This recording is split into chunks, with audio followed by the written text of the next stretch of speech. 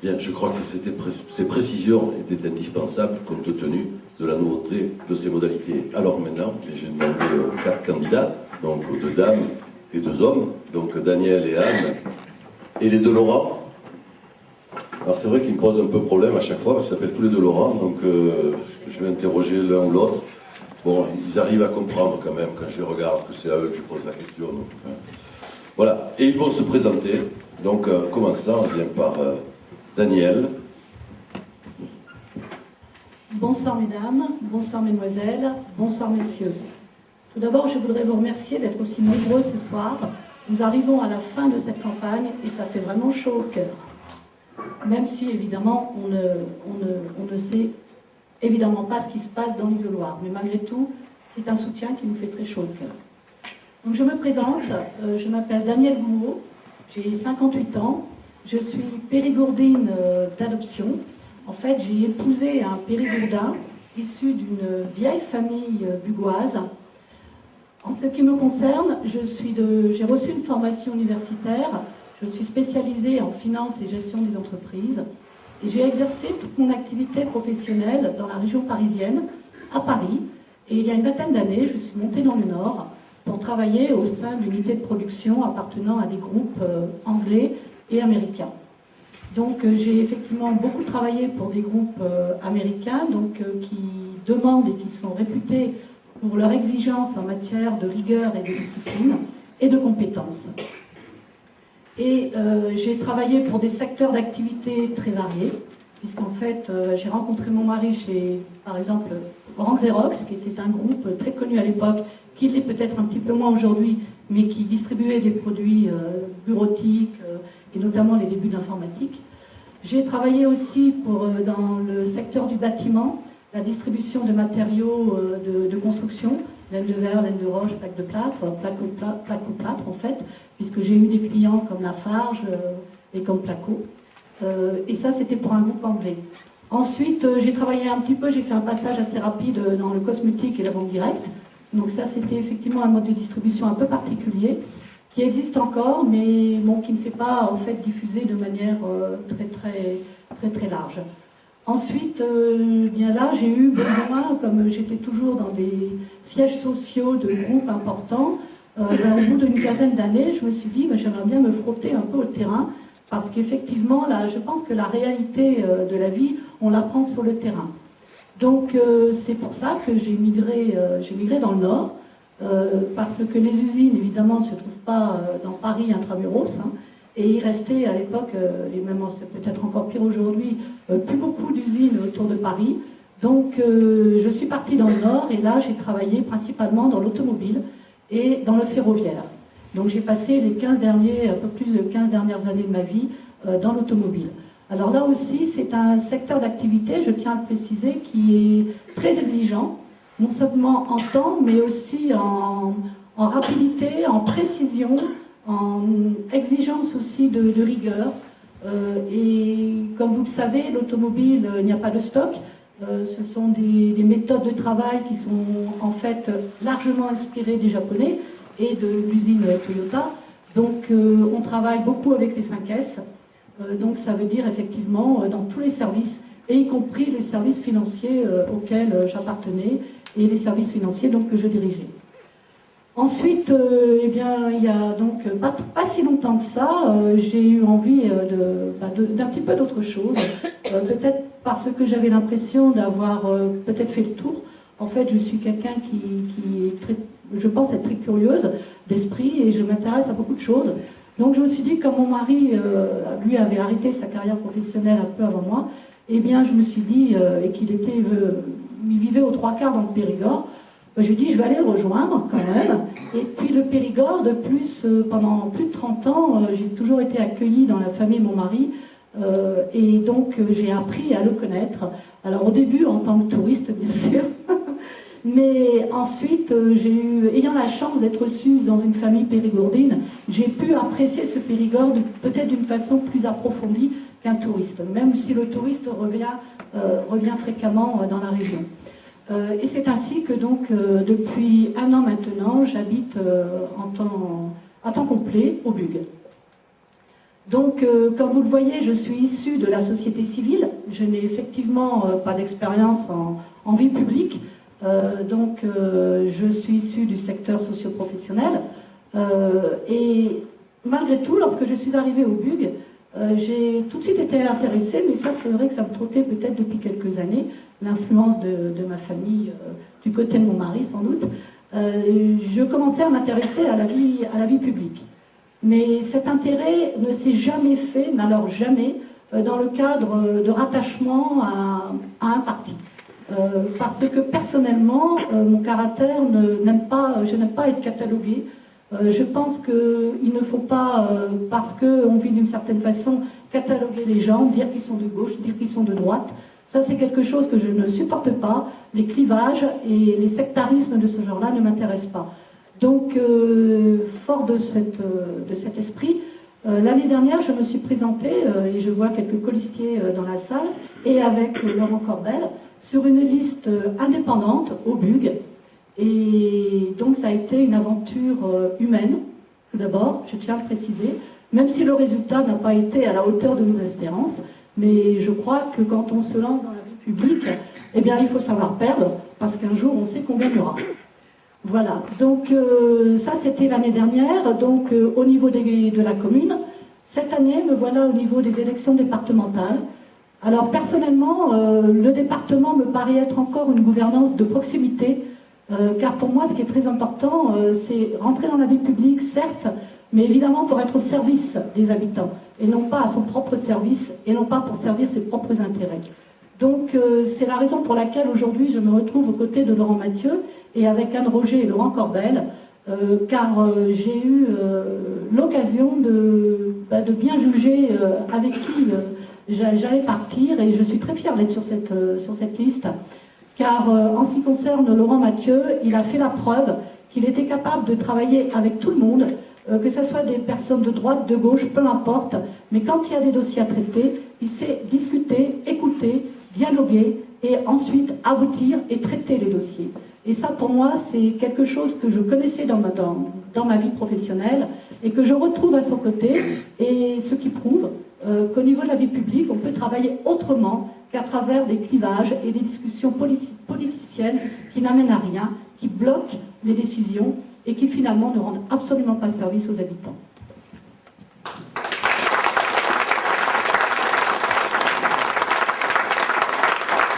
Merci Daniel. Alors, Laurent Mathieu, maintenant. Bien, Laurent Mathieu, presque rouffignacois, puisque c'est vrai que Rouffignac est un peu ma terre d'adoption. Je voulais bien évidemment en préambule remercier Monsieur le maire Raymond, remercier également Monsieur le maire honoraire de Rouffignac et tous les élus qui sont ce soir dans la salle. Merci de votre présence. Ça me fait très plaisir. Ça me fait très plaisir aussi que Raymond soit là, parce qu'effectivement j'ai passé une dizaine d'années où tous les vendredis soirs je prenais le chemin de la Falquette. Ici tous les Rouffignacois comprendront ce qu'est la Falquette. Tout simplement avec ma trompette, et j'ai pu avoir le plaisir de jouer auprès de tous ces jeunes pendant une bonne dizaine d'années. Voilà, je pense que c'est aussi un petit clin d'œil à Rouffignac. Donc Rouffignac est une terre que je connais bien, et j'ai aussi un tout petit peu de famille, bien évidemment. Alors pour ma part, je me suis installé agriculteur très jeune, à l'âge de 18 ans, en 84. Je suis donc issu de la société civile, comme disait Daniel. On est tous les quatre issus de la société civile, ce qui signifie qu'on tire notre revenu de notre travail et pas d'indemnité versée sur les impôts que vous pourriez payer à telle ou telle collectivité. C'est c'est un élément des plus importants que nous soulignons effectivement dans nos réunions, et à laquelle nous sommes très attachés, parce que nous sommes effectivement, chacun de nous, dans nos entreprises, soumis à la concurrence, aux contraintes qui sont de plus en plus nombreuses dans nos structures, aux contraintes sociales, juridiques, fiscales qui sont imposées par l'État. Je reviendrai sur cette partie-là ultérieurement.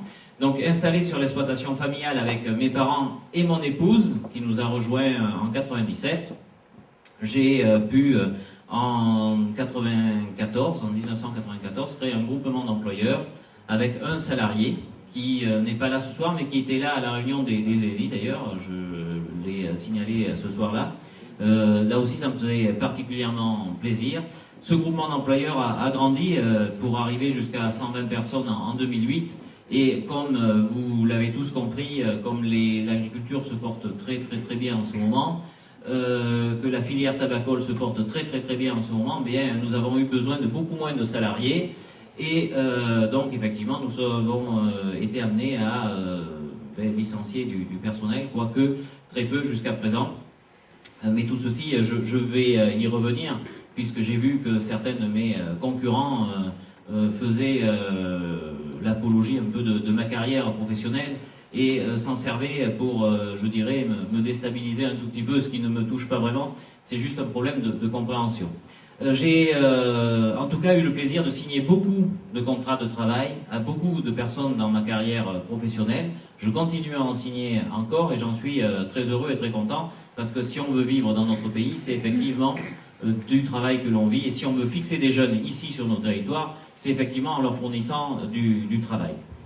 Alors j'ai commencé en politique en 2001 en me présentant à la mairie de Montignac, où j'ai obtenu de très mauvais résultats, ne nous le voilons pas à la face, 200 voix à peu près au second tour, ce qui était très peu. J'ai persévéré puisqu'en 2004 j'ai porté les couleurs de l'UDD sur le canton de Montignac, tout seul à cette époque-là. En 2011 j'ai eu le plaisir de combattre toujours sur une cantonale, mais cette fois-ci avec Anne,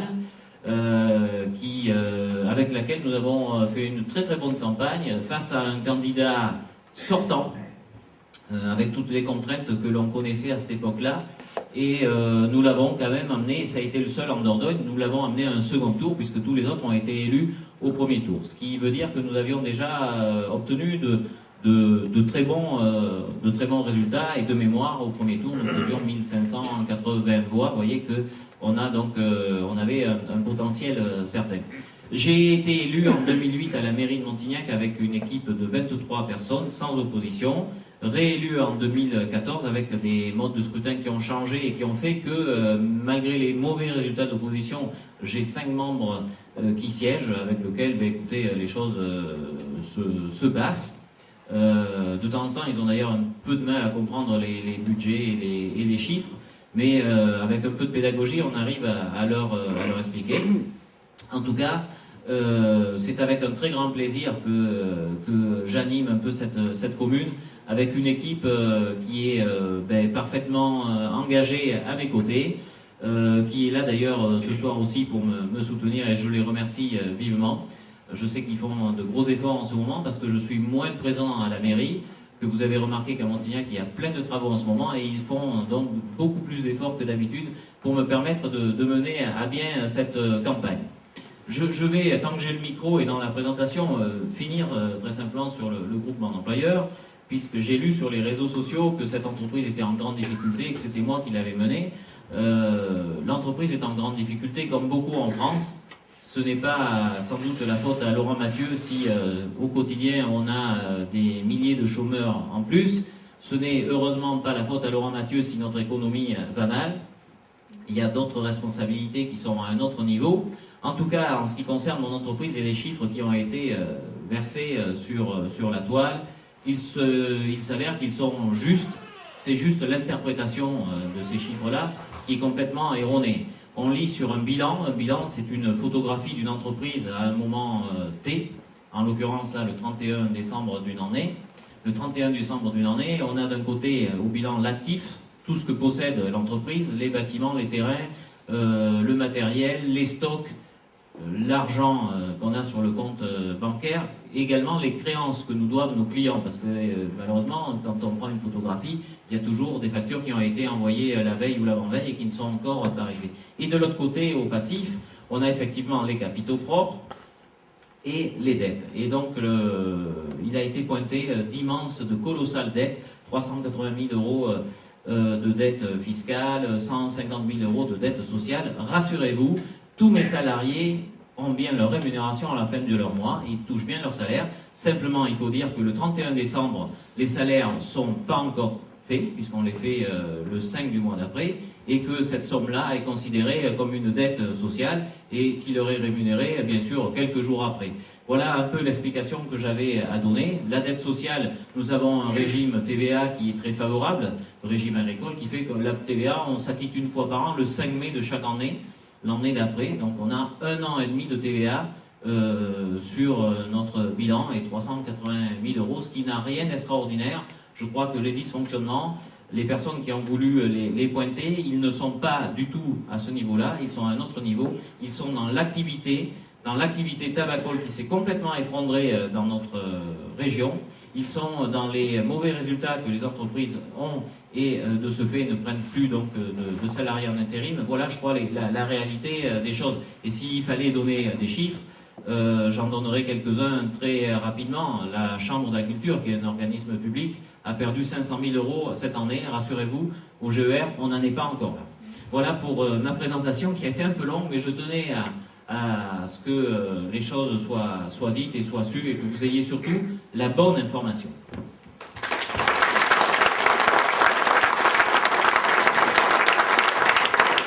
Merci Laurent pour cette petite leçon de comptabilité. Anne. Oui, bonsoir à tous et à toutes. Donc Anne Roger, je suis issue d'une famille bien ancrée localement. J'ai fait une maîtrise de lettres et puis suite à quoi j'ai décidé de revenir au pays, comme on dit ici. Et je travaille aujourd'hui à Fanlac avec mes parents, où on a une exploitation agricole de polyactivité, on va dire, et qui sert essentiellement à approvisionner notre petit restaurant qu'on a dans le bourg de Fanlac. Voilà, je me suis lancée en 2008 en politique, un peu comme ça sur un coup de poker, peut-être. C'était pas initialement prévu que j'en devienne le maire, ça a été le cas. Et finalement, j'en suis très contente parce que c'est une magnifique aventure qu'on mène pour défendre les couleurs de son village. Et donc, nous étions, Laurent et moi, les deux seuls nouveaux élus sur notre ancien canton, ce qui a créé effectivement certainement les liens qui nous ont amenés en 2011 à avoir envie de sillonner ce territoire qui était moitié moins important que ce qu'il est aujourd'hui, mais ce qui nous a aussi permis, pour une première fois, d'aller au contact des populations en dehors de nos limites de notre village et de faire déjà de nombreuses rencontres avec vous. J'ai été réélue donc en 2014 et là j'ai pris d'autres responsabilités, notamment à l'intercommunalité où je suis devenue vice-présidente en charge de la communication et du conservatoire de musique. Je suis également devenue présidente de l'ASCO Dordogne-Vallée-Glésère, l'office du tourisme qui couvre la totalité des 26 communes qui forment à la fois notre intercommunalité et notre canton, puisqu'on a cette chance-là, on y reviendra, d'avoir des limites identiques. Et j'ai d'autres activités aussi au niveau associatif, locaux ou départementaux. En tout cas, ce qui a fait le trait d'union entre tout ça, c'est mon envie de m'impliquer sur le territoire, de prendre à cœur des sujets, d'essayer de les amener et de faire progresser pour l'essor de ce territoire qui, je pense, est dans une dynamique qu'on ne perçoit pas forcément toujours ailleurs, mais qu'on a toujours besoin d'alimenter et de nourrir au quotidien. Voilà, donc c'est quelque part un peu naturellement, quand Laurent m'a dit on repart pour les départementales ce coup-ci, bien que je me suis dit oui, ben, d'accord, puisque ça va toujours dans ce même sens, avec ce même état d'esprit, et que quelque part je me suis aussi retrouvée dans Daniel avec ce sens du travail et de l'organisation, et avec, il me semble, quelque chose d'équilibré entre la technicité de Laurent qui maîtrise maintenant bien tous les sujets qui ont trait à la collectivité, et la disponibilité de Daniel qui apprend très vite, et donc qui sont prêts, je pense, à faire un beau travail pour notre territoire.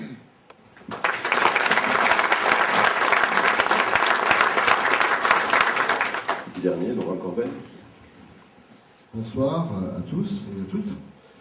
Donc je m'appelle Laurent Corbel, moi aussi je suis de formation universitaire, parce que je suis maîtrise en biochimie et de biologie cellulaire à la base, donc plutôt un profil biologiste on va dire au départ, ce qui m'a conduit à arriver en 1994 au BUG, à l'aquarium du BUG, où je suis toujours, et dans lequel j'ai gravi les différentes étapes pour passer en 2000 un master de gestion d'affaires et en prendre la direction à partir de cette date, donc jusqu'à aujourd'hui, je suis toujours le directeur. J'ouvre une petite parenthèse, j'avais exactement la discussion sur les bilans, les dettes fournisseurs hier, par hasard. Donc moi aussi j'ai fait de la pédagogie hier, puisque ça c'est la réalité des entreprises, bien évidemment. Ferme la parenthèse. Donc voilà, très impliqué dans le tourisme, bien évidemment, au sein de l'Aquarium, mais aussi au sein de l'association Site en Périgord, dont je suis le président, et qui regroupe 11 sites privés majeurs, on va dire, de notre territoire. On se rencontre aussi avec Anne, souvent d'ailleurs dans cette salle, au niveau de l'Epic Vallée de l'Homme, et puis je suis aussi au comité de direction du comité départemental du tourisme. Voilà pour le chapitre un petit peu tourisme. Donc vous verrez par la suite d'ailleurs de la soirée que c'est un sujet qui me tient particulièrement à cœur. Et puis j'ai aussi une petite expérience d'élu puisque j'étais conseiller municipal.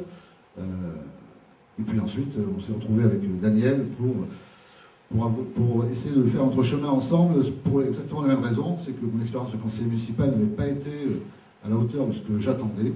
Donc j'ai pu voir un petit peu comment ça se passait, et justement ces histoires de clivage, différentes choses qui à mon avis n'ont rien à faire dans la vie locale. Donc on m'avait un petit peu déçu, et puis on a essayé d'essayer de trouver un autre chemin. Donc comme l'a dit Daniel, on n'a pas été élu, mais c'est pas très grave, on a quand même appris pas mal de choses. Et c'est ces valeurs que j'ai retrouvées aussi sur la liste de Laurent et de Daniel, et ce qui m'a conduit à aller rejoindre et à les soutenir dans cette aventure, puisque comme le disait Daniel tout à l'heure, c'est vrai qu'on est encore sur une élection avec des enjeux qui nous touchent au quotidien, et que c'est bien évidemment très important de s'y impliquer, d'aller voter, de faire voter. Et donc on vous donne rendez-vous dimanche.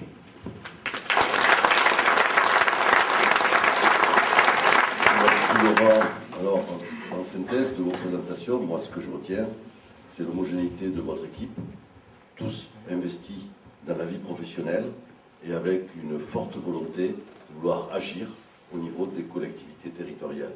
Donc je crois que c'est vraiment des traits de caractère qui vous regroupent. Il faut que votre équipe est tout à fait homogène. Alors, pour rentrer dans le vif du sujet, donc, et d'aborder les enjeux de cette élection, moi qui ne suis pas un Périgourdin d'origine, et encore moins donc un résident donc, de ce territoire, quand j'ai vu le titre, l'intitulé que vous aviez donné à votre liste, Vézère, Barade, terre d'avenir, alors comme on dit chez moi, comme ici, Vézère, ok, mais Barade, qu'est-ce que Eh bien, très simplement, Vézère, donc si vous voulez, on a déjà, je crois qu'il faut qu'on signale qu'on a une chance extraordinaire, c'est d'avoir un territoire intercommunal, une communauté de communes qui est superposable à notre canton. C'est une chance parce qu'on est les seuls à l'avoir en Dordogne. Donc ça, c'est déjà un premier élément. Le deuxième élément, c'est que quand on a créé cette communauté de communes, j'ai entendu l'ensemble des élus de ce grand territoire nous expliquer que l'axe structurant du territoire, justement, c'était la vallée de la Vézère elle-même d'ailleurs, qu'on voit ici très bien dessiné, avec tous ces petits ruisseaux qui prennent leur source sur les coteaux. Sauf que, si vous voulez, effectivement, il n'y a pas que la vallée, il y a aussi les coteaux boisés, les coteaux des autres communes, et donc Fanlac, Rouffignac, Saint-Félix-de-Riac, Plazac. Et pour noter cette petite touche, on a très simplement pensé à la forêt Barade qui borde ce grand territoire, qui le pénètre même un tout petit peu. Et donc c'est une façon de rappeler que ce territoire, c'est pas simplement la vallée de la Vézère, c'est aussi les coteaux et toutes ces communes qui sont un tout petit peu éloignées de l'axe structurant central Vézère, comme Rouffignac, Fanlac et toutes les communes que j'ai citées. Et enfin, terre d'avenir. C'est très simple. Quand aujourd'hui on se déplace dans le département de la Dordogne, partout autour, jusque dans le nord Dordogne, lorsqu'on va chez nos amis corésiens dans le pays de Bride, notre territoire représente des enjeux colossaux en matière de tourisme et en matière d'avenir. Et donc, si vous voulez, c'est remarqué par plein de personnes. D'où le nom Terre d'avenir, parce qu'effectivement, avec ces grands projets qui sont aujourd'hui en cours de réalisation, le pôle international de la préhistoire, le château de campagne, tous les sites privés qu'il peut y avoir sur ce grand territoire, la grotte ici des Mammouths à Rouffignac, mais également l'Ascocat qui est en cours de construction, tout ceci est une richesse absolue que tous les autres autour nous envient un tout petit peu aussi, et ils nous considèrent donc comme un tout petit peu la poule aux œufs d'or en matière de tourisme. Voilà pourquoi nous avons choisi ce nom, Vézère d'Arad, terre d'avenir.